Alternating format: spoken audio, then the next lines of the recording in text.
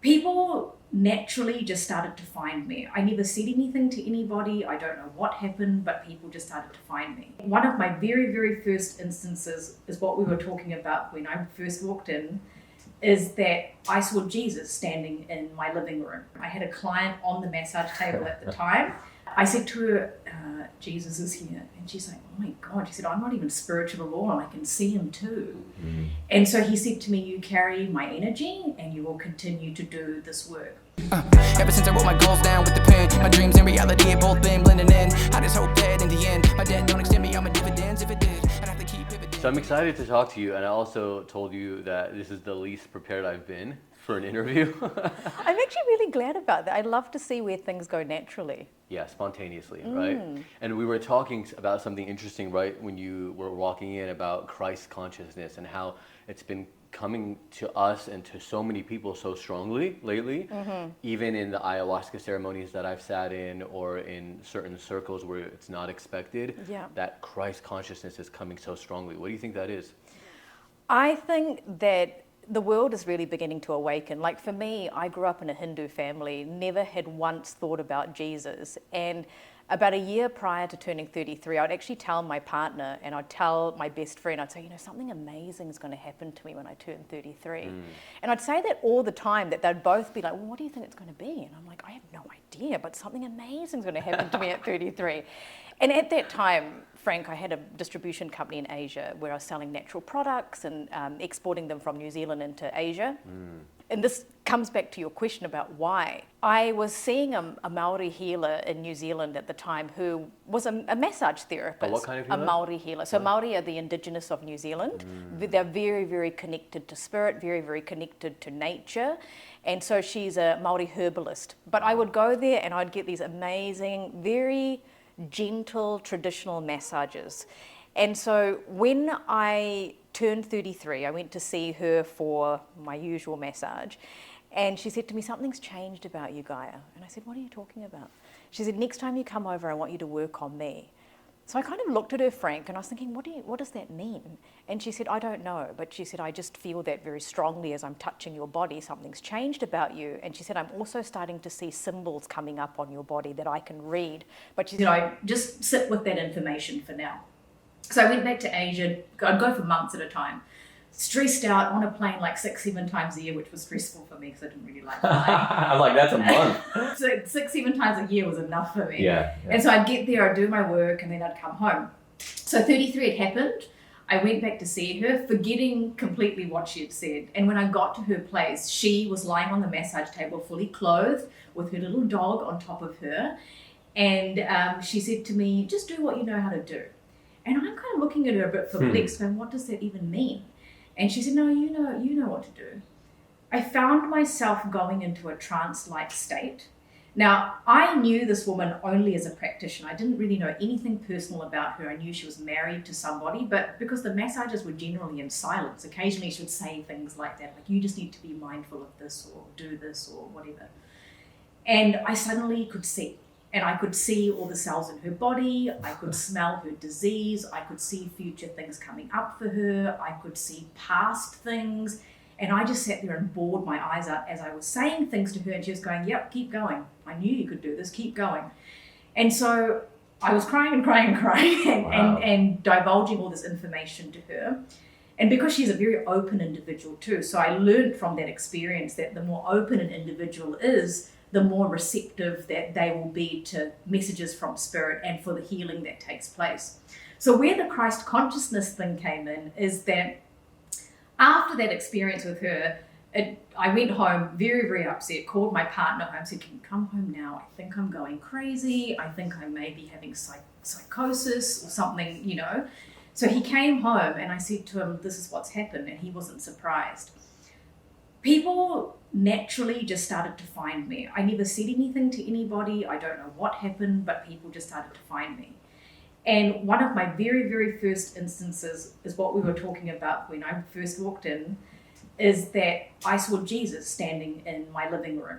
And I wasn't the only one in my living room. I had a client on the massage table at the time. I can't remember who it was because it was quite a long time ago.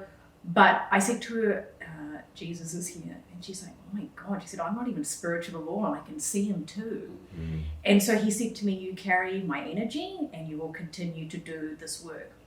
So after that, Frank, I actually found out last year through a medical examination that I have the rarest blood type in the world. And it's the same blood type as Jesus' blood type. What is it? AB rhesus negative. So over the years, all the pieces of the puzzle started to come together as to why I was carrying that Christ consciousness, and why you're asking the question why it's coming out and more talked about in recent years than ever before, is because people are ready to realize that we are all one, and Jesus is a big component of that. So I just think more and more people are coming to this understanding that this connection and consciousness is available to all of us, not just to you or I or any, just special people. It's our receptivity to receive that information from Christ or that energy, because it's all one, it's all the same. And that's just my perspective with any culture or any religion that has deities or teachings. We're all learning to, we've had such discrepancy in the world and polarity in the world over the last few years, and I feel like this Christ consciousness is bringing everything together. And there's a few of us who are, there's a lot of healers in the world, but some of us are meant to be doing it on a bigger scale, such as yourself with this podcast and all the amazing things that you've done. So get ready for me to talk your ear off, because I have like 3 stories that came up based on what you just said. Yeah. And one is that very similar to your massage therapist story, where there was this man, actually there's so many layers to this, because there was this man who has, I don't want to butcher it, so I'm not even going to say the name. I think it might be called the reconnection, but it was a spiritual practice that he created. And I connected with him, or I tried to. I sent an email to his team like 10 years before, and I forgot about it. So my friend says, I have a session with this guy who I haven't talked to in years. I think his name is Eric Pearl or Eric Perlman. And she has a session with him. During her session with him, my email from like 10 years before bounced back to me saying, this is not a working email. It was not received. During her session with him, like literally in the hour that she had a session with him. So I go, that's weird. And I forgot that I had ever sent that email 10 years before trying to connect with this person. So she connects me with him. He says, I'd love to gift you a session. Like, let's do it. It's done over the phone. Just lie on your bed and I'll call you when it's done. And I go, okay. So I'm lying in my bed, and honestly, I'm not really feeling anything. And he called me back in an hour and goes, how do you feel? And I said, honestly, nothing really happened. I just had a nice little nap. And he goes, well, something happened here. And I go, what? He goes, I received the healing. And he said, and he goes, I'm going to show you this photo. He sends me a photo of this rainbow that appeared on his wall. And he said, and there was no sunlight. There was nothing, just this rainbow on my wall. My wife came in and took a photo of it. And so that's when I was like, interesting, because he's hinting at me like, you have some kind of healing thing. Sure. A year later, it actually happened to be, or 2 years later, maybe, I do healing for people. Another story that came up with this whole Christ consciousness is that it was literally Easter. We're recording this a day after Easter. I'm just now realizing. So this was exactly a year ago. I'm in Mexico at this gorgeous resort, but it's a very awakened resort. All the food is vegan. They have shamans there. Very high-end resort. So I'm there. It's Easter Sunday. I'm unaware that it's Easter Sunday because I'm on vacation and it just slips my mind. And I wake up at like 4 a.m. or something, and I see literally Christ in front of me so clearly. And I'm thinking it's a painting on the wall. And I go, I remember that there. So I turn on the lights, it's gone. And at that point, I'm like, I'm already up, so I'm up. So I started getting ready. And I was taking a video for my friend who was in the suite right below me in the mirror. And I accidentally took a photo instead of a video. Right. And I look like Babaji. You know Babaji? Yes, I do. Like the avatar? It's the most wild, because I don't look like him, but in this photo, image, my eyes are rolled up because I guess that's where I took the photo. Yeah. And it's very eerie. So I'm at breakfast showing my friends the photo of Babaji and of myself. And I go, isn't that crazy? I look, and they're like, yeah, whatever. Well, in that moment, one of my client messages me. Yeah. And she goes, hey, isn't it normal to have an attachment to a song? And I said, what's the song? Babaji by Supertramp. So from the 80s. Yeah. And I go, how weird. Yeah. Everything came It together. all came together in that moment. And my third thing now that came up is that you said something about openness. I want to talk about this. You said they have to, the more open they are, the more receptive, right? That's right. The better that you can receive. Your team had me sign a form before, because we're going to do a session together, and I'll talk about it to the viewers and explain what kind of happened, because we can't record that part. How important is it that I signed saying, yes, I'm open, I'm willing to have this experience? Tell me about that. I found in the beginning when I first started working with people, and obviously lots of different people started to come. They weren't just one particular group of people. And I realized, I was like, oh, some people are more open than others. Some people are more ready. Some people are easier to read. Some people put a block up. And I found that people reading a disclaimer and making a commitment in that way seem to start the process to know that, oh, I do actually come and I'm actually having to participate in this too. It's not just her having to do the work. I'm a reflection of you. And so if you don't like something that happens in a session, or you're confronted with something that happened in a session, you've made the commitment to come. So I find that the signing is not actually anything to do with the words on the form that people get to read and fill in. It's more about that I'm also participating in this. I'm not going to go with any expectations, because I realize that I too have to be open and prepare myself, my soul, to be able to receive and enable her to do her work that she's been put here to do. So I think it's a very, very important part of the process, at least for me anyway, and what I've found over the years of working with people. Yeah, one thing I noticed with when I do the healings for people, because what I do is emotional and mental clearing. So I'll find their subconscious block or an emotion, and I'll tell them what age it was created, and it usually links with significant moments in their life. And I notice that I feel I'm receiving a healing after every single one, or the collective is receiving a healing. Yeah. And usually when they come to me, it's something I'm dealing with in my life. Of course. Right? Do you notice that? Absolutely. There's always themes. There's always themes. There's always themes. Like, I remember when I was in London. Like clusters of people, That's you mean, right? Who will come with the same thing? They do. Yes. And it's because it's for us. I mean, we're human too. We're learning. Because we're teaching, we're also learning as well. That's why I always think, as a healer, we have to be the student too. Because after a session, I usually forget 85% of what I've said. But whatever I meant to remember is something that I have to sit on and go, oh, that's really interesting, that person that came up in a session for someone, because that's something in me that I need to work on as well. But I noticed the themes, because sometimes, Kieran's my administrator who deals with all the bookings, and she doesn't know who's coming, or she just gets names. But I just see that Spirit puts these, I'll tell you this really interesting story where it comes back to how Spirit puts these things together. So I was in London and I was doing sessions, and I was back to back all day. And I was working from an apartment, and this woman, probably in about her mid-50s, comes in, sits in front of me, does her session. I can't even remember what happened, but it was the next one that was really interesting. So as she was leaving, there was a younger woman coming for her session. So she waited for me to clear myself and do whatever, and then this young woman came in. Now, when I meet someone, I don't let them speak to me at all. Even if I know them, I'll be like, just don't talk to me. Let me just pick up what I need to pick up. And with this young woman, I remembered this so vividly because of how amazing the session was. I remember telling her, I said, look, you've got all these past lives where your father has these daughters, and then he has an affair with a much younger woman, and then he abandons you all, and then you go on to repeat this pattern in your life. You have a son and a daughter, your husband cheats on you, and then it breaks. And then she's starting to cry. So I don't know what I'm saying half the time. I'm just the messenger. And she said, can I say something? I said, sure.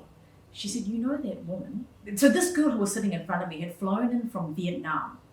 So she had family in London. She's like, Gaia's going to be there. I'll just fly and see family, see Gaia, and go home. She said, that woman that's just left? I said, yeah. I said, I don't know her, but yeah. Her daughter is the one that had an affair with my father in Vietnam 25 years ago and broke up my family.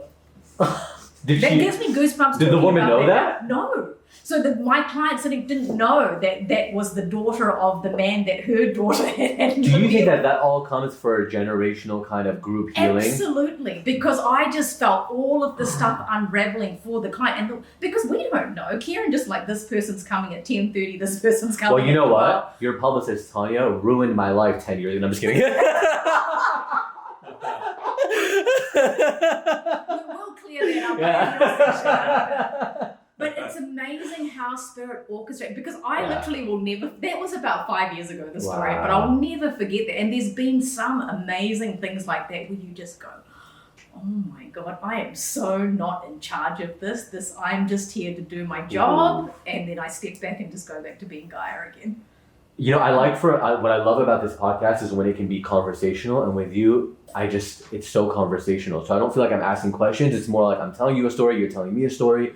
But what came up with that is how I feel like with ayahuasca as well. I don't know if you ever worked with plant medicines. No. There was one where I was sitting in ceremony years ago, and my cousin had died a year before from brain cancer. And she was a very cool, like when I was growing up, she was tall, short hair like a boy, smoked cigarettes, drank coffee. Like she was just like that, you know, really cool Lebanese girl. We would go visit. I'd get excited to go see her. And she passed away, and she came a year later to me so strongly in ceremony. I also had a friend, Dr. Pankaj Naram, who died that year as well. And he was a very famous healer. He would take your pulse, listen to my voice on the phone, tell me everything going on. And we had become very close friends. He was the personal healer for Nelson Mandela, Mother Teresa, the Dalai Lama. He was incredible. And in this ceremony, I introduced them together. And he was helping her kind of like navigate that world and pass on. And I thought I had cleared all of it. It was done. A few months later, I'm in Mexico. Yeah. The girl sitting next to me on the shuttle to go to the center, she was half Lebanese. She had short hair like a boy and had been cured, went into remission of the same cancer that had killed my cousin. Right. In the ceremony, she loses her flashlight because they give you these little red lights so that you don't disturb people. Yeah. And if you need to go to the bathroom or something, you can use this very dim red light. She loses hers and she's in the bathroom and she goes, Frank, I can't find my light. I can't find my light. Right? The metaphors. So I hold her hand, I'm using my light, and I walk her to her bed. And it was this full kind of closure moment. But I thought in that moment of how interesting what Mother Ayahuasca, who she brings into ceremony together for who knows what I did for her and what she did for me. That's and how we filled these certain pieces, right? Absolutely. I think that's the thing with, I think it's really important that people understand that as healers ourselves, that we are still also on our own journey. I never put myself up on a pedestal compared to anybody else. I feel like I'm equal to everybody. It's just that maybe my intuition is a little bit more dialed up so that I can have perspective that another person might not. But in terms of these instances where we are placed with the right people and we have the synchronicities and alignment, that's all perfectly orchestrated for the mutual benefit of both of us. Like even us here today, we're going to be healing each other. It's not going to be just me healing you. It's going to be all of us working together to create an episode that is going to be beneficial for whoever's listening or watching. So I think that in life, and I always say this to people, I have a very naive perspective on spirituality because I haven't been trained in anything or I haven't seeked anything. It came to me. And so I live my life like that the right people will find me, the right experiences will find me. And that's happened with boyfriends, that's happened with jobs, that's happened with the spiritual awakening, that's happened with my clients. So I will call things in, but I will sit and surrender and I'll wait. And when I wait, that's when I am served with the absolute highest good for everyone involved, including the person that I'm going to be speaking to or in a relationship with or working with. Like even meeting my publicist, I'd contacted her about a year before, but then, you know, we reconnected again a year later. So, and it's the same with clients and your experience with your cousin and then this woman, I can't find my light. You obviously needed to help her find that light. And I think that's what we're all here to do. But we're just more aware about what we're doing rather than other people who are still walking around a little bit blinded. You mentioned that you don't like to, and I love this, my astrologer does the same thing where he doesn't want to know anything about the person. He even asks them to take their signature out of their email. Right. Will it affect anything that we're having this interview before? I don't think so, because everything goes the way it's meant to go, doesn't it? So like I have clients that come to me, friends whom I know really well, but in a session, especially the first session, I just prefer the client just not to say anything, and then I'll pick up what I need to pick up, and the client can give me the validation or whatever, because I don't know why I'm saying certain things. It'll be like, I'm being told to tell you this, or what does this mean for you? I don't know right now.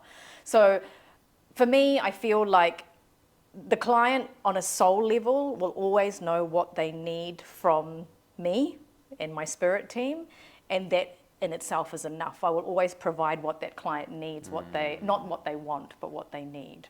So I think that I just roll with that with every time I see someone. And that's why I have Kieran in place too. It's not because I'm trying to be all high and mighty that I need an administrator, but it's just that I prefer for somebody else to completely deal with the client, so that when I go into a session, I'm just completely a blank slate and I don't know who this person is. Because often she'll say to me, oh, you saw someone yesterday and they want to know whether you picked up anything else. I'm like, I don't even know who that person is. I can't even remember at the end of the day who I've seen or what I've said. It's only amazing stories like the London thing that I was telling you before, where I go, oh my God, that's something that I needed to remember and something I needed to learn from, and how spirit orchestrates things for us. Wow.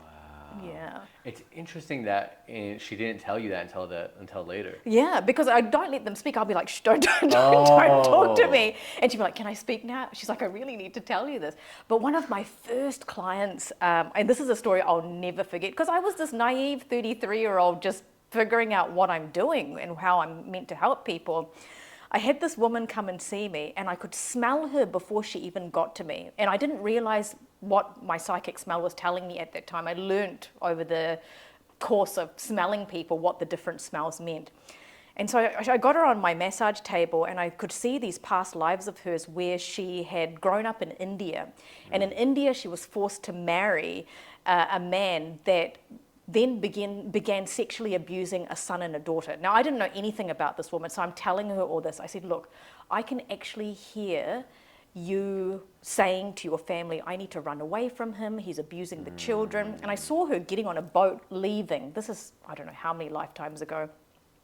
And because she had done that and left the husband and took the children, I could hear chanting and I could see animals being sacrificed, and he was putting a black magic curse on the wife because she had left. And I could, whatever language they were speaking in, I just understood the vibration of it.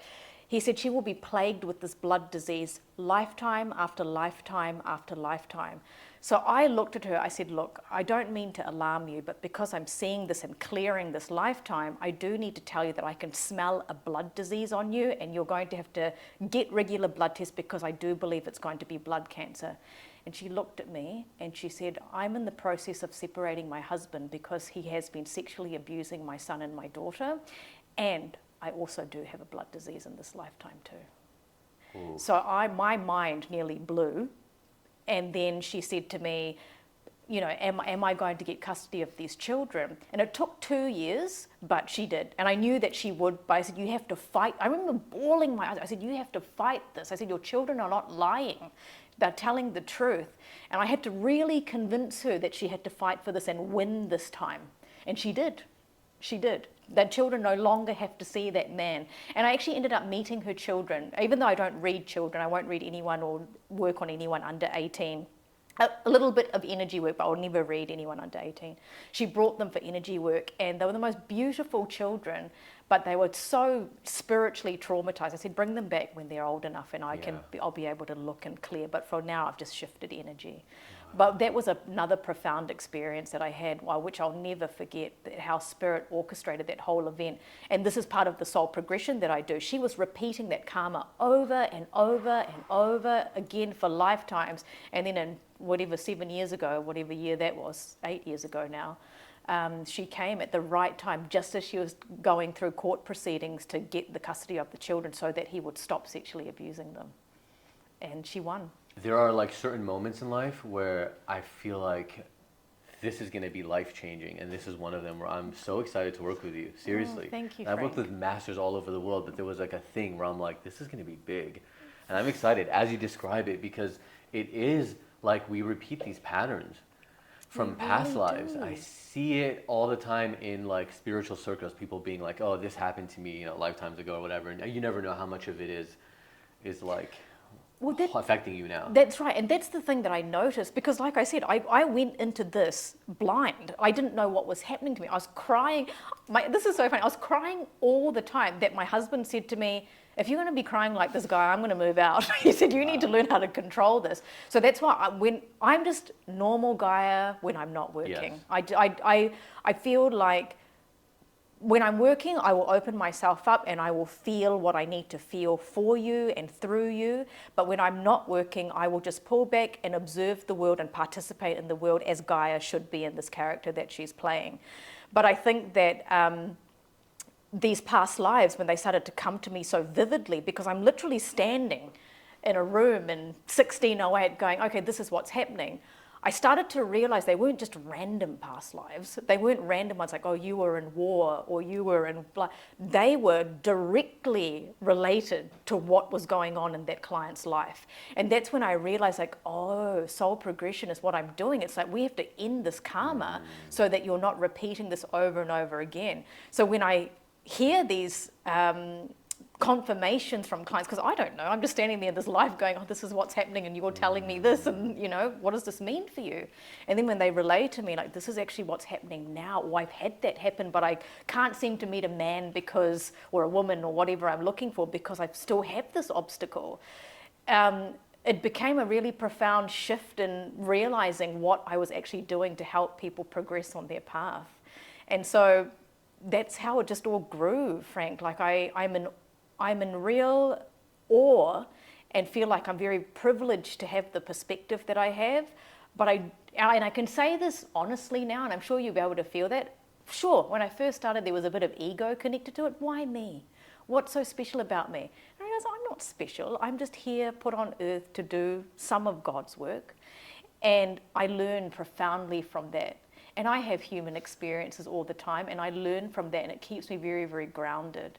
So the past life thing, because I actually will go in and talk to who you were in that past life so that we can let go of that. And so I can see like that version of the person going, okay, you're telling me to tell you this? Can you see the energy, or can you see what they physically look like? I can sometimes see usually it's what they physically look like. Wow. So I had another example recently where a client came to me with a daughter who was autistic, a grown-up daughter, like a 30-year-old daughter. And the mother and daughter were having really, really bad issues, very aggressive issues. And the mother came to me upset, and I said, look, let me have a look. And I saw how many lifetimes ago their dynamic, and I cleared that. And I spoke to the versions of them. Like I'll literally speak out loud and then I'll vibrationally clear it. So it'll all look a bit odd and sound a bit odd, but it's just the nature of the work. And the client came back to Karen saying, I don't know what she did and what she cleared, but our relationship has completely changed. So that's when I knew like, right, talking about past lives wasn't just talking about it. They actually go into me for me to release for you after a session. What do you think, speaking of past lives, do you think that there was some effort, self-effort on your part in a past life, whether you were in the Himalayas meditating for decades or whatever, that you would have this experience in this lifetime? I do. I have had some, because, you know, for yourself, it's hard to see because you can't differentiate your own thought with vision. I find that for me anyway, it's always good to get the help of another healer to go, I'm feeling this, is this right for me? But I have had some insight into lifetimes of my own where I do know that I have worked directly with Christ. And so I have had very highly, highly spiritual lives where I haven't been around a lot of people, and my job was to heal the masses, because there's a lot of people that find me and I don't know how they find me, but they do. And I have done that in lifetimes before, because there is this very, I know that I seem very bubbly and outgoing, but there's a very reclusive nature to me. Like I can be alone and not talk. Like I have to tell myself, don't will yourself not to talk, Gaia, because literally I will just stop talking for months and not need to speak. So I do feel there has been several lifetimes of mine, particularly masculine lifetimes, where I have healed but then pulled away to be able to understand and integrate that healing for myself as well as for the individual soul that has come to me, and then to heal the collective, because obviously we heal ourselves, we heal one person, it reverberates to everybody else around us. Yeah, and I'm curious about the smells. So let me ask this first. Sure. So obviously they have distinct smells, right? Different things. Yeah. But what was the process like for you to like pick up these smells and be like, oh, that is a heart thing. Oh, this is, yeah. So that took me a while to figure out. Cancer, my spirit guides will have me smelling cancer before I even know who's coming to me for the day. So I remember, this was recently, I got up in the morning and I was sniffing myself. I was like, are you telling me that I've got breast cancer? Like, what are you trying to tell me? And they're like, no, one of your clients today. So then a second client, I think it was for the day. And cancer smells like death. Wow. It smells like rotting flesh, and I don't even know what rotting flesh smells like, to be honest, but that is how I would make the comparison. It is foul, vile, disgusting. And when I smell that, I know that that client is going to have cancer or does have cancer in the body. And so then I have a spirit surgeon that works with me. So I will always body scan a client. So he's quite funny actually, he's South American.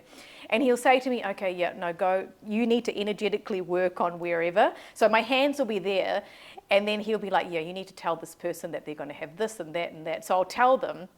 But how I started to differentiate. Oh, the spirit person is not alive. Not alive. Currently. No, he was alive. He said he was alive in the late 1700s, early 1800s. So he wears little round glasses, and he will put them on, and he'll come and stand next to me and be like, "Okay, time to scan, Gaia."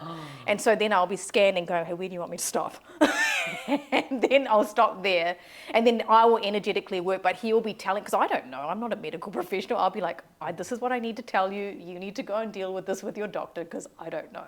But the smells, that smell frightens me sometimes. You're not smelling it now, are you? No. Okay. Because it's so strong, Frank. And then the other... I'm just masking it with a lot of cologne. No, well, usually I tell clients not to wear any perfume, even if it's via Zoom. But the other thing that I smell really strongly is not actually a physical health thing. It's an emotional thing. Sexual trauma.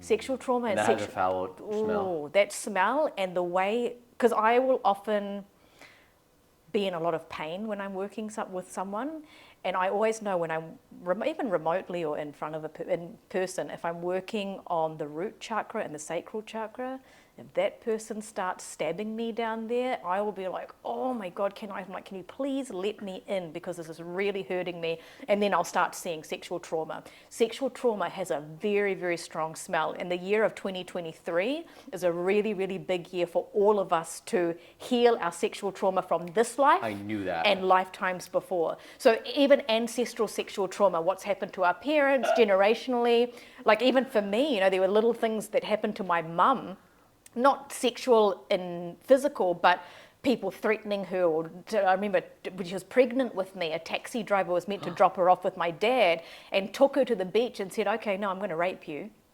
And she was like, "No, please, I've got a baby inside." I was in there, so I picked that up. And so I've recently been processing that myself. And so, but 2023, a big year, so I'm seeing a lot of that and smelling that too. It's weird that you say that, because I've been seeing that with my client. There That's we why go. I said I knew that. Yeah. I've been getting a lot lately with sexual abuse. That's right. And then, weirdly enough, it was completely unrelated. Who was this? Some healer that I did an interview with recently I know who it was. It was a doctor who does my stem cells.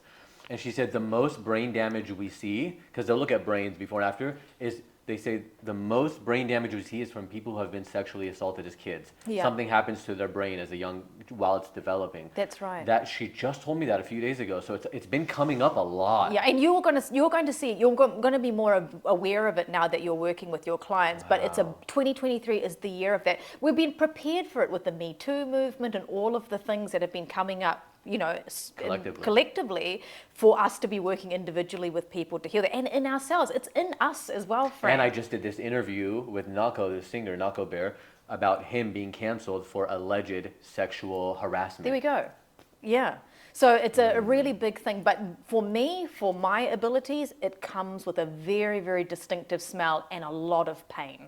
A lot of physical pain as I'm pulling it out of their body. Well, if they're stabbing you, that must be defensiveness. It's very defensive. Like, don't come near me. And then they'll very likely to be having issues sexually, or conceiving a child, or receptivity to a relationship. So we clear as much as the client will allow at the time, and then we keep going and progressing them in that way. But it always does come up in the blueprint where I'll say, "Look, I don't know what's happened to you in this life. I haven't looked yet, but this is what's happened here," and it correlates with the way I'm feeling as I'm working on you. So a lot of time this is past life stuff, but it's repeating. Correct. So this is your primary thing, is your soul progressing. So I call what I do soul progression therapy. I've trademarked that because I had to figure out, what is it? It took me a couple of years to go, what am I doing? What am I actually doing for people? And then Spirit said, you are progressing their souls. You are breaking them out of their karma and showing them, as well as energetically clearing them of releasing that baggage, so that they can be walking through life with purpose, fulfillment, and enlightenment and be aware. Like for me, I have lessons come up too, of course, but because I have perspective, I know immediately, oh yeah, this is what Gaia's meant to learn, this is what she's meant to heal, so that I'm not repeating that over and over again. So when you and I first met, and you walk up here, or even before you get here, because I've seen of some of these shows, like the psychic shows, where as they're driving up to their client, they have certain visions, and they're like, oh, I don't know why this came to me, and then it'll make sense later in the session, right? Did anything like that happen? There are things that usually do happen, and I did have a few things that come up, but I'll look at you. I'm really excited to look at you I'm kind of because I think that you're a very, very fascinating individual, and you're brought here to be on a big scale with what you do. So looking at your blueprints was going to be a really interesting thing. But I usually do, like sometimes before a client, I'll be like looking through, reading something that I would never even be interested in reading about. And then the client comes on, I'm like, oh, you did this. She's like, yeah, that's what I was reading about before. I'm like, oh, no wonder. Spirit was like telling me to read that. So I had some insight into what that topic was, because Gaia would naturally not know. So it does happen. But generally I do walk around with my blinkers on because I need to stay protected. Otherwise, I'll be feeling suicidal or I'm feeling depressed. This is why I was crying all the time when I first started, because Gaia is naturally a bubbly, very balanced person. But when I first started doing the work, it was almost like everyone was going, yeah, let's give her all our stuff. Take it. And I just couldn't handle it. And then I learned how to set energetic boundaries and protect myself so that I could still be me, switch it on and switch it off, and then just get on with my life. Let's say a client comes to you, how much do you know beforehand? Is it absolutely nothing? Nothing. Yeah. So but like I said, obviously I do get people that I know, friends and things, or people I've seen before, but generally I don't. It's this funny thing that happens to me. Like I will probably be like this when I work on you, but my brain doesn't work properly. So you might say something to me like, oh, so what are you doing after? I'll be like, I don't know. I just go blank. Like I can't hold a conversation about anything else. Is it like channeling? Yeah, it is. I would say it is, but I don't change my voice or anything like that. I still am me. So I don't find out anything from a client. And as I work with people, and depending on the regularity of their sessions, of course I remember certain things because I've seen you last month or whatever, but I notice that Spirit will give me information that you need at that time. Yeah, because they're not coming in and saying, hey, I'm here to work on this. No, my long-term clients, sometimes they do, because they're starting to recognize the patterns in their lives. So they'll be like, oh my God, this mother thing just came up. Can you look into that? And then I'll look into it. But most of the time with people, I'll see them maybe once or twice a year at the most, because it's my preference. I don't want people to be seeing me all the time. They need to get on with their lives. I do what I need to do and allow that to integrate, then come back. Integration. Yeah, integration's important. I think we're always just looking and wanting people like us to give you so much. You need to figure it out yourself too. I always say to clients, you don't need to listen to me, but you need to work it out in your own life and have that awareness and come back when you feel like you need an extra progressive state to be able to keep moving in your life. That's what I'm here for. I'm not here to hold your hand. I'm here to meet you where you are, progress you forward, and then I step back, and then you can come back when you're ready.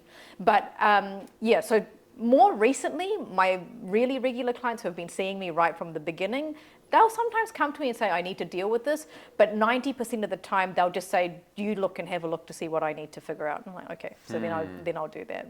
And online as well, right? Yeah, Frank, I don't see very many people face to face. It's been quite a few years since I've seen anybody in person. It's all online, and it's just because I've been traveling, and because my partner's has a business in LA, so he comes here. So everything's been on Zoom over the last few years. And it's the same, right? Yeah, totally the same. I tell people the same thing. Yeah, initially I was thinking, I wonder whether there's going to be any difference, but no, for me, I feel everything. Really, it's even amplified even more. Really? Because I don't really like touching people, even when they were, not that I don't like touching people, I like touching but when they're lying on my table, when I used to see people every day face to face, I'd very rarely touch them because I can feel more away from the body. I can feel more away from the body. So the only real place I used to touch when I would meet someone is their head. But now on Zoom, I just find that working via proxy, I can still see, feel, smell, taste all the things that I would, even if you're a million miles away. So smell was one that we talked about. What else? So the past life blueprints are a really big part of it. The smell is a big thing. The energetic work is a big thing. I do pick up future things as well. That's quite. I'm interested in that. That's quite an interesting thing. So this is another funny story. I pick up affairs a lot. People who have affairs. And obviously, when you tell someone something like that, it's an awful thing to hear. And I remember saying that to a client. I think it was about, the reason why I remember the story is because she contacted me recently. So she came to me, and apparently I said to her, look, at the 20-year mark, your husband's going to have an affair, and he's going to leave you for someone who is based in another country. She's about this age. I gave her the age and all of that. So someone had booked an emergency session a few months ago, and I didn't remember the story. And she said to me, I came to you, and you told me my husband was going to be having an affair with an 18-year-old girl. And this was like, how many years ago? I said, 18? And I said, did I? And she's like, yeah, you did. And she's like, he's doing it now, so what do I do? And I was like, oh gosh. So we had to look at that and see why was it, because I could see it in a past life, and then spirit will jump to, this is going to repeat. So she needs to intervene. So I said to her, you're going to meet someone that that is like in plumbing, like that's plumbing, and I see him in a digger. So she called a few weeks ago. She said, Gaia, I met this amazing man, and he does own a digger, and he is in plumbing. And I was like, great. So the whole husband thing played out. They separated. But apparently what I told her at the time is to get her finances in order with some name I gave her. And she did that. So that information came through not to frighten her, to prepare her, because he was looking after all the finances. So over the years, she managed to start her own bank account and move finances over so that she was almost prepared for this whole thing. And now she's met some other hot guy, and she's living with him. So where were you a year ago when I ended my company? So it's really fascinating for me when they come back, and because all my clients will look at me like I'm crazy, that I feel like I'm crazy because of the things that I pick up about the future. Because some of it sounds really far-fetched, like telling people you've got a brother. No, I don't. I've only got a sister. I remember saying this. I said, no, you've got a brother. And then about a year later, she said, Dad just died. And I got an email from a young man saying, I'm the brother that your father had, like that your dad had with this woman when he was a teenager, and you didn't know about me. So things like that happen, and I'll be like, oh God, Spirit did want me to prepare this person for future potentials. The other thing that's been happening a lot recently is speaking to babies, unborn babies. And I love this part of my job. So women have so many issues conceiving, miscarriages, and babies have been talking to me louder than ever, telling me their name, telling me why they've picked their parents, telling me why that parent is how that parent is to support them and progress their soul. They also tell me why certain miscarriages happen. Recently also, I think this year sometime, I said to a client, I know this sounds terrible, but I said, you're going to have 5 miscarriages before you get a daughter. And she looked at me and she said, I'm up to number 4. And I said, okay. Then she called me months later, because she seems to get pregnant every 6 months. 5th one, gone. Next one will be it. So it gave her a lot of peace to know that there is a karmic repetition here of why she has to go through these miscarriages. But Spirit will tell me, like, this is what the karma of the soul is doing, why this baby's chosen you, what it's meant to experience in utero before it goes back to wherever it needs to go. So it gives mothers and even fathers who call upset, or parents, insight and healing into why this is happening, because otherwise you're left going, why? I tried to do everything right, I ate the right things, I had one job to do, which is to grow this baby, I couldn't do that. What's wrong with me? But I've predicted so many babies where doctors have said, no, you're not going to have them. I've got so many stories to tell you. This is, by the way, I have a feeling people are just captivated and gonna book sessions with you, because it's the stories that people want to hear. I've noticed, even when I go on podcasts and talk about my healing work, I notice that people resonate the most when I share stories and examples. That's what, it resonates. But people what I find, and this will help you also with your sessions, people are living in a state of denial. They're living in a state of denial. And so whatever you say, people need time to accept that. And you have to trust your word, and you have to trust spirit that what you are saying is going to resonate with them somewhere in their body and somewhere in their soul, not necessarily in the mind. So I always say to my client, don't intellectualize what I'm saying. I said, you are going to be feeling this somewhere in your body at some point, but if you sit there and think and think and think, of course you're going to, because we're naturally defensive people, we're naturally people who are skeptical. This is why the openness is really important. A client came to me and I said to her, you're going to have another son. And she said, no, I can't. I said, what do you mean you can't? She said, my husband has 2 previous children, but he wasn't the biological father. His wife had to get a sperm donor. I said, I don't know. I said, they're showing me you pregnant with a son. I said, you're somehow going to have a son. A year later, he knocked her up with his no sperm. And her denial was like, is this baby meant to come through? I'm like, lady, you're pregnant. Oh my God, the denial is a funny thing. The denial is I had a huge. client the other day who she was like, she's 55, Yeah. and I said at 51 you have vulnerability, you have shock, she has nothing happen at 51. I'm like, okay, I'm telling you this is what's coming up. Right. The next day she goes, oh, my mom died at 51. It always happens like that. I had the same thing, Frank. I'll say something. Has something happened to you when you were 7? I don't know. Oh yeah, my dad shot himself at the time. I'm like, Right. okay. I think that's quite a big thing. Selective memory. Yeah. Well, I have 2 clients for you already because Okay. I had one client who, speaking of babies, both of them, they are adamant that they want babies again, more babies. One of them is a friend's wife. I did a session for her on her podcast, so I can talk about it. Sure. And it was for conception. She later, and I wasn't allowed to talk about this, but she actually just talked about it on my podcast, so now I can.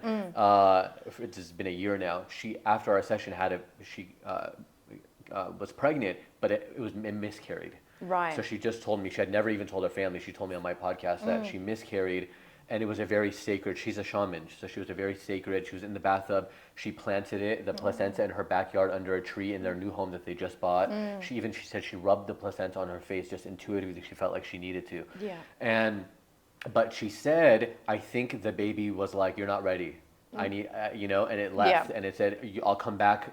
She thinks, the baby said, I'll come back when you're ready to have me. Yeah. So she really, I think, needs a session with you. Another one is a reporter friend of mine who to this day says, I credit being pregnant with a session that I had with you because we did a session together. She was trying to get pregnant. And we did a session, she had the baby. Also, we did a session, she was needing a new reporter job. She had been, after having the baby for a year and a half, didn't work. No one would call her back. It was like 10 days later, she got an anchor job. She said, I want to be an anchor in LA. We did a session. A week later, she was like an anchor in LA, or like Perfect. 10 days later. Yeah. But right now, she called me recently and said, I really want to have another baby. And me, I just don't have time for another session. And I also don't feel called. Like, I don't think a session with me is going to help. So maybe, I think she should definitely, I'm going to give her your information. Absolutely. Yeah, so now 2 women. It's funny you said baby. Like maybe that has been coming through for that reason. Yeah, there's just been, but baby, I love communicating with babies because they're the purest form of consciousness, and they're so pure with their, like, so I was working on someone's baby once in utero. I said, you're going to have this girl, she's going to be highly psychic. She gave me her name, she gave me when she would be born, how many weeks she'd be born. Whoa. But then this baby started showing me things about my future. While I'm I said, I'm sorry. Oh, because it's psychic? Yeah, because the baby's psychic. I said, excuse me, client. I said, I just have to write this stuff down for me. And she's like, please go for it. So she sent me an Instagram message saying, we did name the baby what you came through in spirit. And here she is. And thank you so much for letting us know that she was going to be at 38 weeks and that it was going to be a highly complicated pregnancy. And she's just this amazing baby. And I really want you to meet her because this baby is like, oh, she's going to be on television. She's going to be doing all sorts of things with her psychic abilities. You said 38 weeks, and I have a 38 behind I have a tattoo of a 38 right Yeah. here. And so, so the babies, I'm loving that part of my job. I think it's just the most How do you think beautiful they thing. know? Is it this one because she was psychic, or do you think a lot of the babies They coming in, they know? They know. What do they know? They know lots of things. They know why they're coming. They know why they've chosen us. They know what they're teaching us. Because I always say to my clients, you all go for scans and you want to see what the baby looks like. For me, I'd be like astrologer, someone like me to find That's out, what like, I do. yeah, what do I need to do to support this baby? Babies are coming and knowing who they are. And I'm finding a lot of clients are afraid to have babies at the moment because of the state of the world. But these babies know what they're coming for, and they tell me. They would often tell me if the mother or father is ready, I'm coming here to help the world do this. So it's already, their soul progression is already starting by the parent knowing how to nurture that child rather than trying to conform it to their ideals or their societal beliefs or their religions. This kid's coming and knowing exactly what it's coming for. But they know, and they're very clear. They are so much clearer to communicate with than the soul of a client, an adult client for me. So that's why I love it when mothers call me and they're like wanting to hear what I've got to say or what Spirit's got to say around conception or having babies. But, you know, I always tell clients, babies are 70% science, 70% spiritual, 30% science. Like, there is a divine orchestration that occurs for a baby to come into your body. And sure, your body needs to have what it needs to have to be able to conceive. But in the case of he has no sperm, I've heard clients that have never had a period before, doctors say you'll never have children. One of my clients has got 2 now naturally, and we predicted them both. So it's, babies know, and it's great to get that insight, especially if you're struggling to conceive, like what age, or, you know, some of my clients will be like, I want a baby now. I'm like, no, it's after 44. I'm like, how old are you now? 42. She's like, yeah, you told me that in my first session with you that it'll be 44. I was like, well, why are you trying IVF 100,000 times now then? Wait till you're 44. Just try naturally, you know, just so you feel like you're preparing the body. So different babies have different insight, but they're very, very pure forms of consciousness and communication. Love talking to them. And so for the woman who, for example, is trying IVF, even though you told her, like, hey, 2 years later, are there people sometimes where you tell them, like, you need to leave your job? I mean, like, do you know what I'm saying? Like, is it sometimes something where the logical mind goes, what are you talking about? Like, I can't leave my job. Like, is there anything like that ever? Absolutely. When I'm working, I do not allow logic to get in the way. Because if I start questioning what I'm saying, I would question everything that was coming out of my mouth, because it all sounds so bizarre and so like, how's that going to happen? When's that going to happen? I just have to trust that even if the client's looking at me like, what are you saying, Gaia? What are you trying to tell me?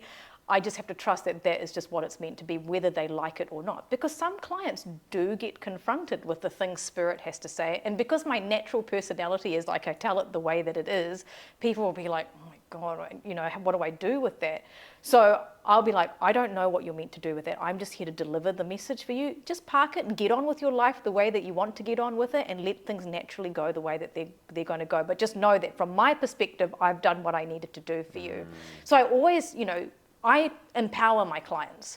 Even though I'm getting certain information, I will say to them, if I receive this information, I'd probably do what you're doing anyway and just see how it goes. So in that case of the client trying IVF, I'm like, just give it a go. If you've got the money to do it, but know that I've said it's not going to be till 44 till this child's going to come for you.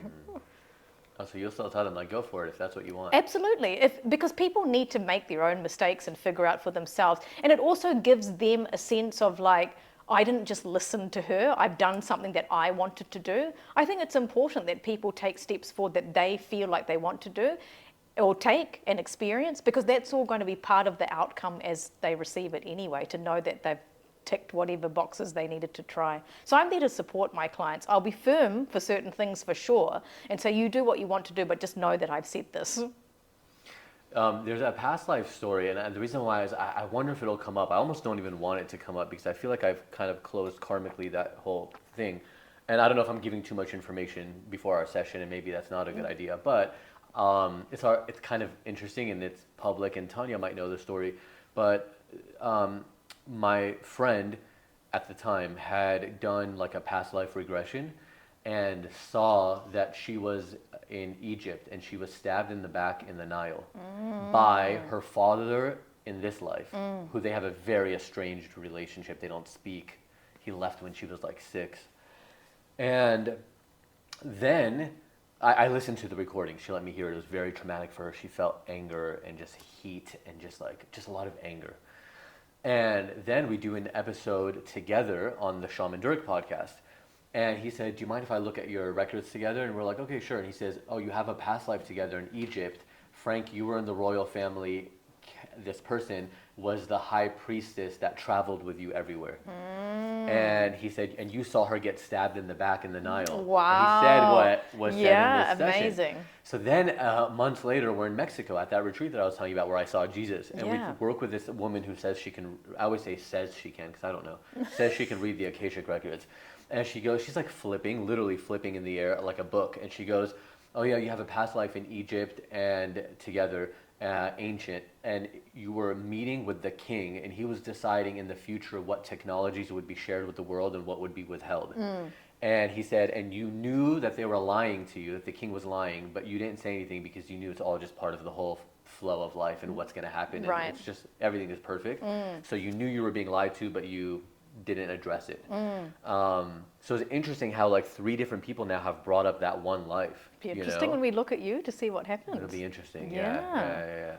But yeah, I think that the past lives really reveal a lot of why a person, like I always tell my clients, the reason why Spirit was wanting us to go through these lives is to explain to you why you are the way that you are. It's not just random. It's like all this collective experiences have built up to form the character that you are in now. Like for me, for example, I've come into this world as a Sri Lankan female that's lived in New Zealand her whole life. And for people, that is very approachable. I'm not someone, I can just be an everyday woman, which I want to be. I don't want to be up on a pedestal or a guru or anything like that. I just want to be normal as much as and integrate into a human life. But I think we all have these experiences in lifetimes before to shape who we are and become amazing healers like yourself, to be able to put all the pieces of the puzzle together. And in the instance, it's amazing that Shaman Durek picked up you know, your perspective of that story. I didn't know I was there. Yeah, that's right. Yeah. So it's great to see how you all, and it's like that when I see people. I was like, I'm a prince, that makes sense. But yeah, it's interesting to see our dynamics and why we have certain people, like why we've chosen our parents. A lot of people have issues with parents or siblings, or they don't talk or whatever. Why is that? We didn't come into Earth to just not talk to our mum or not have a relationship with our dad. At least understand it and heal it so it doesn't continue on to the future generations or your future lifetimes. We need to get to the bottom of things. So that's the part that excites me the most. It's massive, huh? Yeah. I feel like you spend 20 years in a cave to try to work that out and break those karmic That's ties, right. And it's a lot of work and it's not easy. And this is another thing, like, you know, talking about this with you, I think, especially where I'm from, I don't think people really realize how serious this work is. It's like a lot of people think, oh yeah, you're a healer. Like that's all this woo-woo stuff that's, you know, but it's a serious job. It's a serious path that I've taken and chosen with a master's degree and a product distribution company. You know, my ego had to let all that go and go, okay, I don't know how everyone's going to perceive me, but this is actually who I am. And my job is to help you become who you are. Well, the shaman I told you about who had the baby, same. We actually talked about this in the interview. She brought up a really good point. She said, because what I and her both had done, and you as well, she also was in the world of media and was like a morning TV host and a radio host, and now she has a podcast, but she's a shaman, and she's like, and most of the work that I do is quiet. Nobody will know. Spirit will tell me, go to this one town in Jerusalem and do this thing and then leave, you know? And she said she found herself in the mountains in Israel, and she was screaming from the mountain and crying, and she just knew she did a collective healing for that place, and then she left. Yeah. And so she's like, that, you know, sometimes Spirit will just call her, give her an assignment, and she'll do it. But she said, you know, and before that, she was an athlete. So she was like, went from being a world-class athlete to being a TV host to being a shaman. And she's like, how many different times I've had to die to something. Yeah. And same with me. And that's what she brought up was this correlation, and same with you. To die from that life and to really ego be like, okay, I've done these things, I'm moving on, now I'm a healer. And who knows how long that will last, and then maybe say, okay, I've done the healings and now I have to go do this thing. Yeah. But to be willing to constantly die to the thing that people a lot of times become really attached to. We do. We get so attached, and you know, we all work on being detached from everything, because at the end of the day, we can't take anything with us apart from the accumulation of our karma and our experience and our soul memories, because every day, even this is adding to our blueprint. I wouldn't be surprised when I'm looking at you that we've worked together before. You know, so this has happened. In this life or a past? Past. Because you actually came to my dreams last night, and I totally forgot until you said this, and I don't know if this happens to you.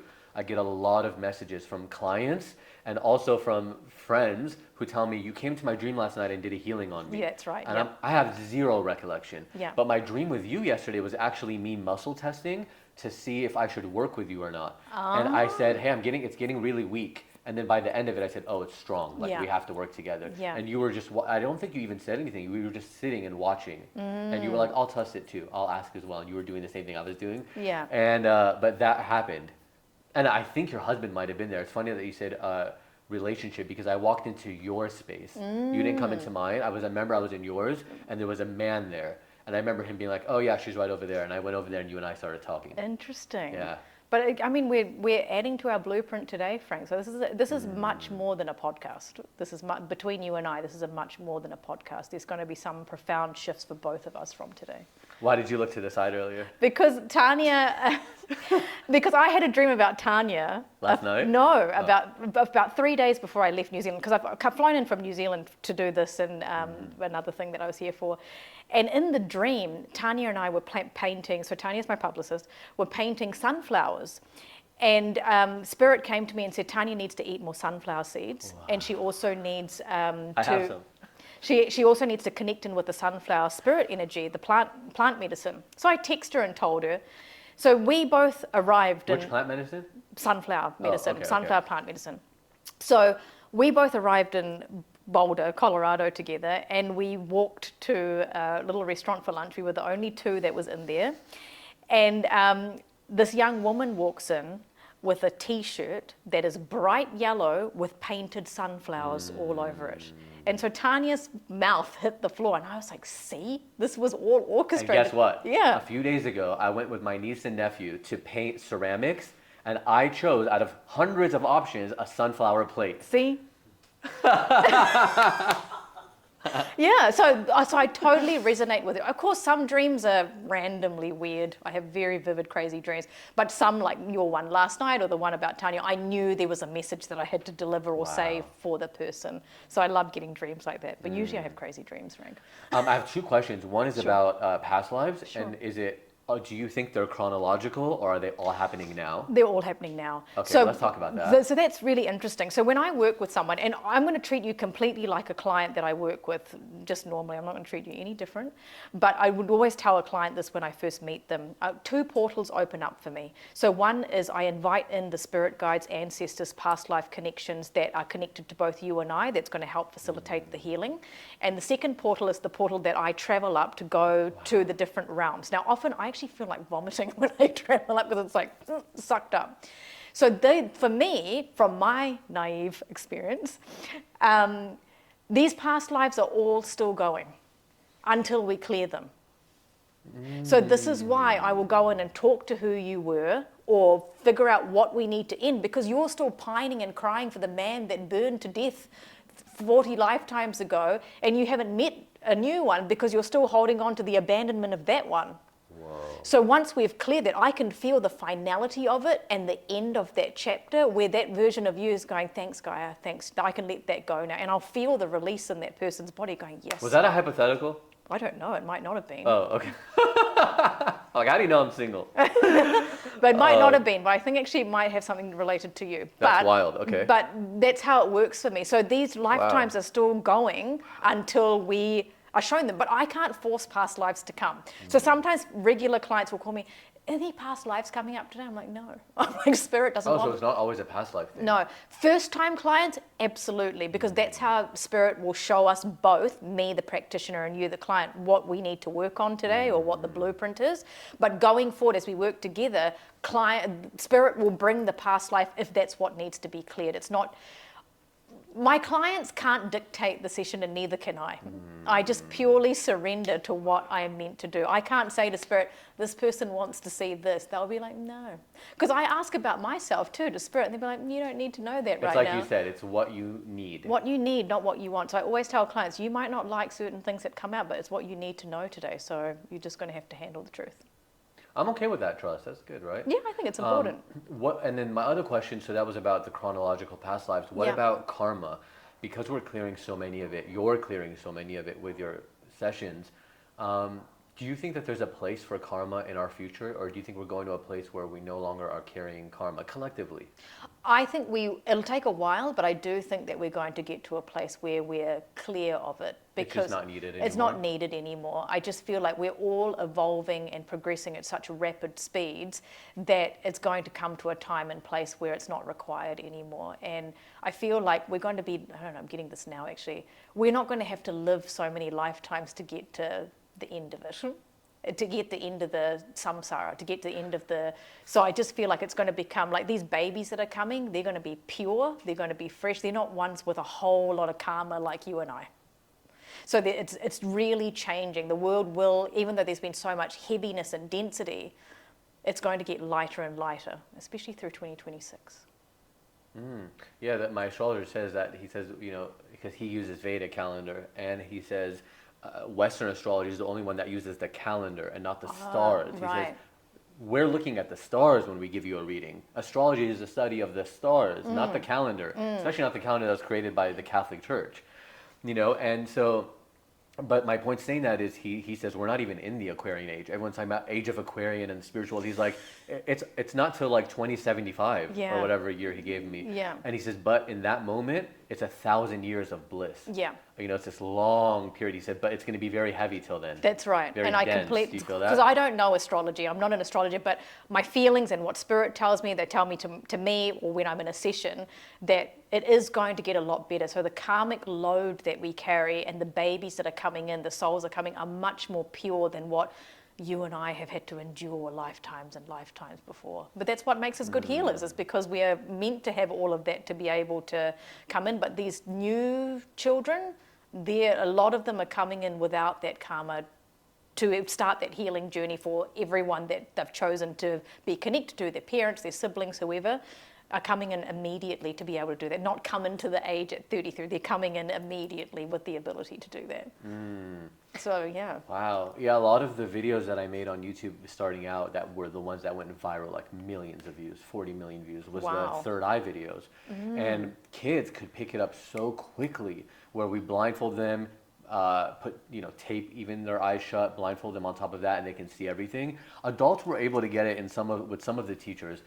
In fact, I was able to do it, but it's like a week of 8 hours a day of training, sometimes Yeah. 2 weeks. For the kids, it'd be like day one, and they'd pick it up. And it was because it's less logical mind, so there was less of that, like, you're Less not really clutter. doing this. It was Yeah. a game for them, Yeah. right? So, but my point to bring that up is, do you think that if the future generations, that's not something that will have to be studied and learned so hard, will come in kind of already I do. knowing how to do that? Like for me, my perspective is this is just my perspective, because I didn't study anything, I just let things natural. Like Gaia is actually quite a controlling person. Like I'm disciplined, I like to get things done, but there's a part of me that goes, why do I need to accelerate that process? I just need to trust and surrender, because I am just the messenger. I am the vessel. Gaia's not amazing. I'm just being used. So I do think, to answer your question, that in future generations, it'll be less about the training, it'll be more about the trusting. It'll be more about the innate power, the authentic power, the authority that you come with, that sovereign power that you have, that's naturally in all of us, but we have been accustomed in the world to train and to push things a little bit further. And I naturally am like that, but with this journey, I've just had to step back and just let spirit guide me and graduate me as they feel that I am ready to, not me thinking that I'm the one that needs to progress myself. So I hand it over to the higher power a lot when it comes to my spiritual journey, and that's usually what I advise my clients to, because they'll be like, what should I study? What should I do? And I'll be like, I can guide you, but you need to find your own person. Like anyone that I've gone to for healing or whatever, they've naturally just come to me. I've never gone seeking. It'll be, oh, Guy, I have this feeling that you should see this person. I'm like, okay, that person's come to me. Every one of them have just come to me. I've never like Googled or found things. So that's why I trust that that person has come to me for a reason. So I will go open and receptive to whatever they need to tell me or help me with or whatever. But yeah, future generations will be less and less for sure, where people are not going to need to be, even like university degrees or college degrees, it's going to become less of a stress on that and more about But this is going to be a little bit further out, Frank, not in the near future, but I'm pretty much agreeing with your astrologer in terms of that blissful time that is going to come. That is going to come. Hopefully we'll be here for it. I hope so I too. think we're going to a place where we'll start to live to like 200. I mean, I get that really strong impression. Yeah, really I never long did life. before, and now I do. I mean, I feel like in this life even, like I Yeah. feel like I could in this body be here for a couple hundred years. I feel that too. I feel like I get younger every day. I do. I feel like everything's just resetting in me, and I just get younger and younger. And I tell myself that too. So it'll be interesting to see how long we do actually live for. But I don't actually ask that question of spirit. I actually don't want to know either. I don't wanna and that astrologer says he can predict when you They die. can. Yeah. Though and some of I'm those like, "Don't tell astrologers me." are Yeah. amazing. They can tell you like, Yeah. you're out of here this Yeah, time. yeah. I don't want to know. I don't And you know what's either. really interesting too is as you were speaking, one thing that came up to me is that I do go to my astrologer that I'm obsessed with, but I don't go to any psychics, tarot readers, palm readers. I never have. And it's not even that I'm fully weary. It's almost like I'm also like I don't really want to know, and I don't know. I don't feel that calling. I'm pretty content. However, with you, for some reason, I am feeling this call of like I want to know. I want to know what comes up.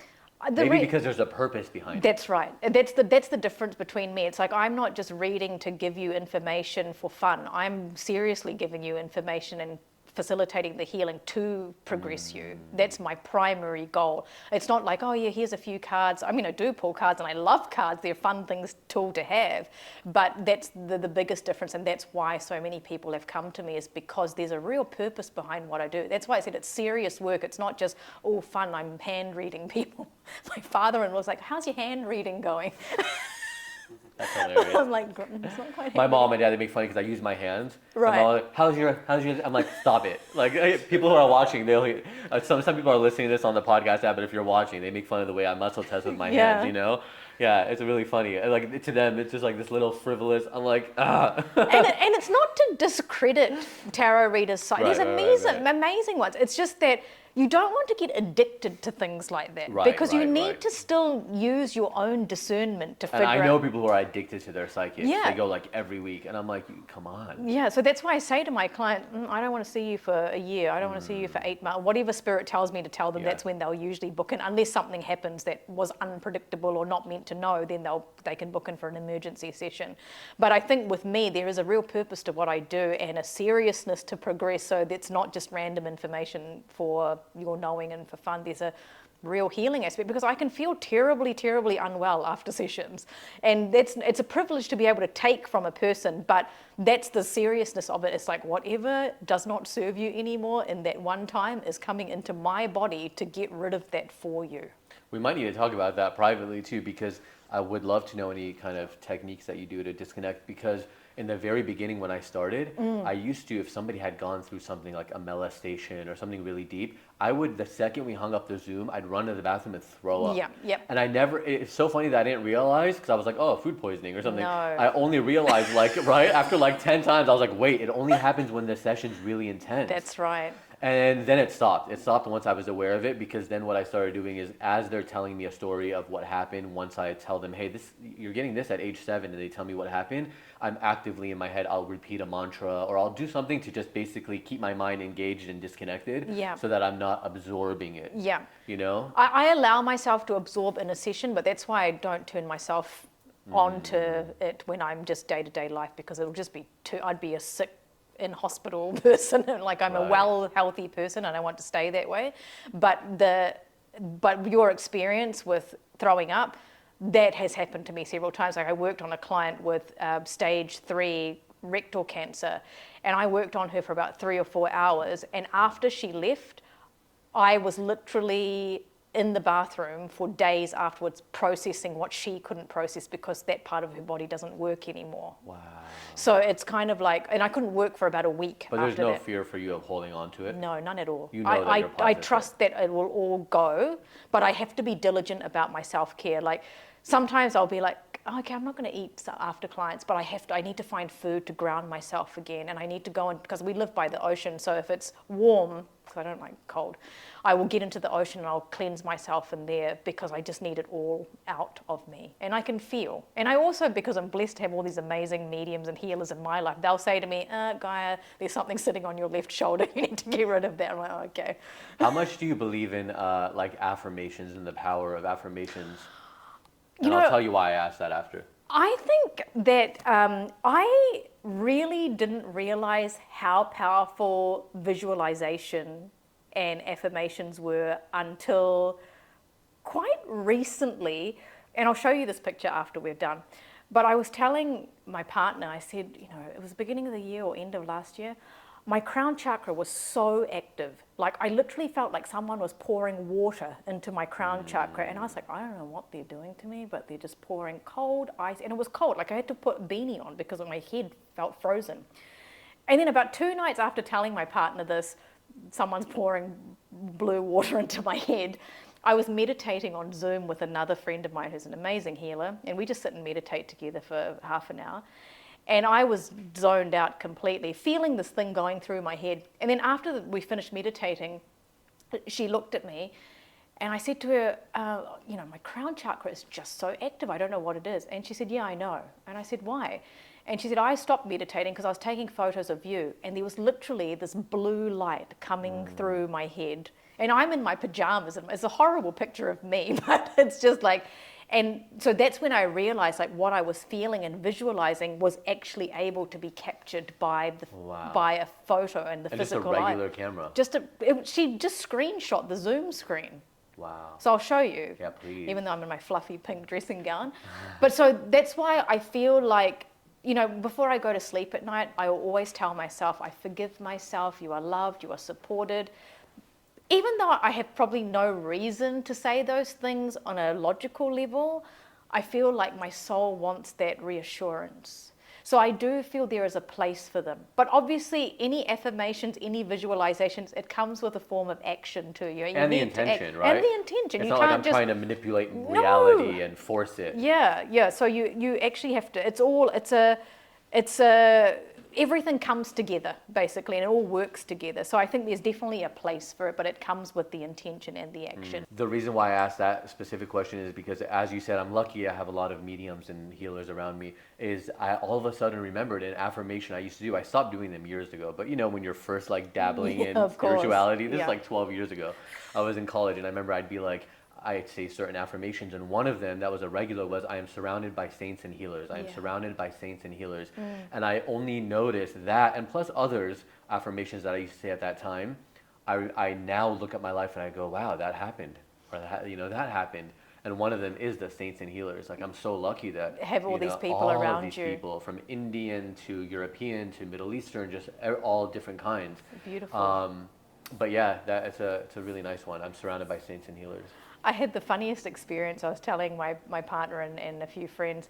So when I flew into Los Angeles a week ago, you go through your immigration and they give you a bit of a hard time sometimes, in LAX. And I said, well, I'm actually here to have a couple of media things, meet my publicist. And she's like, oh, tell me more. And I said, well, I have a meditation app and I do this. She said, you're not a medium and a healer, are you? I said, I am. She stands up fully in uniform, and like there's no one else around, like there's not many people going through the lines. She pulls out all her crystals. Whoa. She shows me all her bracelets. She gives me a piece of paper and says, can you write down your website, your Instagram, and your app? And I'm like, am I actually having this immigration experience? That's cool. And she was like, okay, she's like, shit, I got to do my job. And then she asked me all the other questions, and then she's like, have an amazing time, you're going to rock it. And I was like, I don't think anybody has an immigration experience like that. So when I called my husband to tell him, he was like, yeah, only you. That's cool. So, but that's the thing, like when you really tell yourself and vibrate that energy of I am supported, I will find all the right people, you really do. And I've had more little experiences like that. Well, I had one, and this is what's crazy is when you say this, it takes something that I think is mundane, and then you show me that it's actually a sign and another crumb. Because I was in DC for the first time ever, like last year. One of my friends and clients actually flew us in his plane to DC from Jersey. And when we get there, I had never seen, you know, like Congress and the Declaration of Independence, all these really cool American history that I just never thought that I would want to go see. Because we just take it for granted. It's like, oh yeah, I've seen it in pictures, it's fine.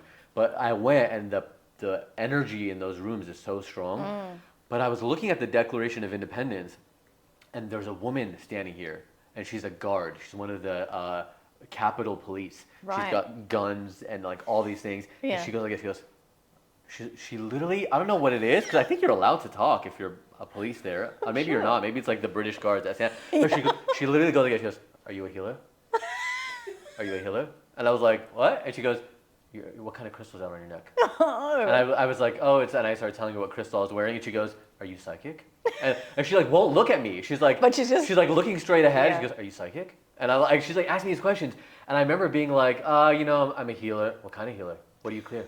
And like she was just like, she was so curious, you know. People are. But was also at the same time afraid to like break. Yeah. And I don't know if there's because there was other police officers in that room as well, and she didn't want to be. I don't know what it was, but it was so interesting to me. She was just like, you know, this woman who, and like really short, like I think she's like 4 feet tall, and she was just like with these guns, and she's like asking me these questions, like kind of like side-eyed, you know. But a lot of people want to heal, and they want to be able to break free from their prison within themselves. Like the types of people I get, like some people when I first started doing this work would think, oh, we're going to meet this older lady that wears a crushed velvet robe, and she's going to have a crystal ball, and they're like, oh, it's you. And I'm like, yes, it's me. But you know, I get doctors, accountants, engineers, people who have very logical minds, like the guard who's there to serve a purpose, who are really, really curious about who they really are. And that's the purpose that all healers have, regardless of whether you are able to intuitively speak or you're just energetically working or whatever. It all has a profound experience on that person. So the fact that that lady saw that in you, you were already healing her just standing next to her. As my immigration officer, who was like, oh my goodness, like you're speaking my language. I was like, wow, I wish I could like video this for Instagram, but I can't. So yeah, I always trust that I meet the right people, and I always do, always. Right. My last question, really, until I see if there's anything you want to add, is so to piggyback a little bit about you know, these people who come to you. Is it mostly word of mouth? It's all word of mouth. It is, okay. Like for me, this is like the first time I'm sort of going out of New Zealand to talk about it on a public platform, but it's all been word of mouth. From that time I saw the Māori healer, I don't know what spirit did, but people just started to come, and then it all just went crazy. And then I started traveling before COVID, and then started seeing people on Zoom because it was just more convenient for everybody that way. But it's all been word of mouth, and that's how I knew that this was who I really am. I was pretending before 33 to be somebody else, and that girl, like you said, had to die. And this one had to truly come out and be in her authentic power to be able to help people find theirs and keep progressing. But yes, for me, it's all been word of mouth. I've not had any, it hasn't happened any other way. And that's how I knew it was just naturally meant to go this way, and that I was safe to give up my old life and go into this one because Spirit would look after me, and they do. When we're done with the session, should I come on and talk about my experience privately to the camera, or should we do it together? We can do it together. Just give Okay. me a moment to get out of the view, and then I can come back and we can have a bit of a chat about it. Perfect. Yeah. Okay, stand by, everybody. Wow. So, you know, did you notice that I started crying almost immediately? I think so. I always can be a little bit blah when I'm working, but yeah, I felt your emotion. Because you gave me like 6 different past lives. And in the first one, I just started bawling my eyes out. And I don't know why. I felt it. Yeah. I mean, I feel it equally as much as you do, because Really? when I You started crying at one point. I did. Well, that's the thing. That's why I like to do these privately, because everybody is different, and I feel things so profoundly for a person, so that you know that you are being seen, Frank. You know, it's really important for me that the client feels heard, feels seen, and feels that I feel them. And so when the emotion comes out of them, it comes into me. And so this is why, you know, this healing work is really big, and it's profound, and it's important, and it's to progress you and to release those things that we did talk about in your session. Yeah, and it almost feels sacred. The funny thing is that I share everything. And the reason I even had any prominence is from my YouTube videos where I was so vulnerable and I would share my spiritual experience with people. And in this one, I almost feel like keeping it to myself. I almost don't want to talk about it. Yeah, and that's It's why so unlike me. That's why I knew with what I do, it's very, like for me, from a practitioner point of view, with what I do with people and say to them and how I heal them, it's a private thing for me too, because I'm vulnerable as well. And I'm putting myself in a situation to be seen by you. I'm not, like I said, I'm not on a pedestal. I am you for that period of time. And so I think it is an important private thing to be shared between practitioner and client, because we build a bond and we build trust with each other to be able to work with each other ongoing or whatever we choose to do with today's experience. Yeah, so just for people watching, I guess I can say it's definitely going to take time to integrate and process this, because you told me some things that were very specific and very accurate, like things that I knew, you know what I mean? Like even if I didn't know them on a logical level, like part of me is like, wow, my soul knew that. You know, it's very like needed to hear it kind of thing. Yeah. What was happening when, and for people who are watching this on YouTube, they'll see you'd look around and you'd say, oh, I see we're in a desert, for example, and you'd be looking around. Are you actually seeing it with your, like, are you no longer in the room with me? That's right. I'm actually transported to that place. And when I'm looking around, it's because I literally was in a desert. I wasn't in the room that we were in. So for me, all experiences when I'm in the other realms looking at someone's past lives, it's not just a visual. My feet are immersed in the sand. My skin is dry. My lips are chapped. I'm feeling and smelling what was happening for you in that lifetime or whatever I was seeing. So it's a very real experience for me. That's why when I come back down to earth, I need to eat something to go, oh yes, I'm back in my body now. I needed to eat. I was getting hungry and like needed to ground. Yeah. And I remember, and then as soon as I was thinking that, you said, you're like, you need to eat. Yeah. Absolutely. Well, okay. I mean, I think people can only know this from experiencing it. And there's nothing really I can think to say.